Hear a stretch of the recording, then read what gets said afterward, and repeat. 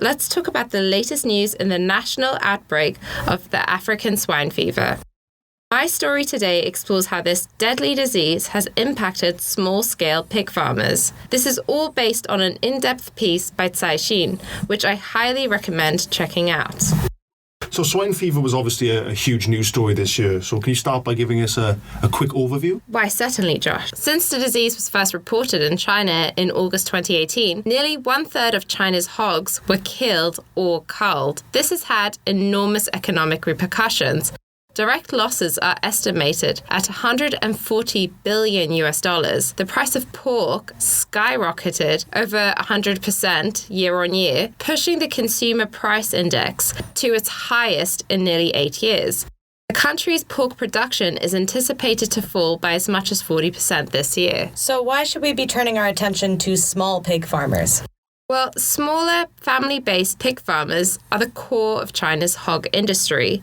They account for more than half of the country's total annual production of almost 700 million pigs. However, the disease outbreak left small pig farmers suffering the most. Not only have they lost their hog herds, which are critical sources of their livelihood, but they also face severe financial woes in the recovery process. So what exactly is going wrong? Well, it boils down to two key issues: insufficient government subsidies and unreliable insurance.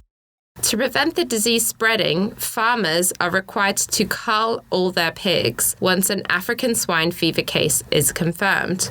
In return, they are promised 1,200 yuan's worth of compensation per culled pig from the central and local governments. But some local governments might opt not to report the disease to avoid subsidy payments. According to a source, since government subsidies are for live pigs to be culled, whereas the livestock insurance pays for the pigs that are already dead, some local governments would deliberately wait for infected pigs to die instead of being culled.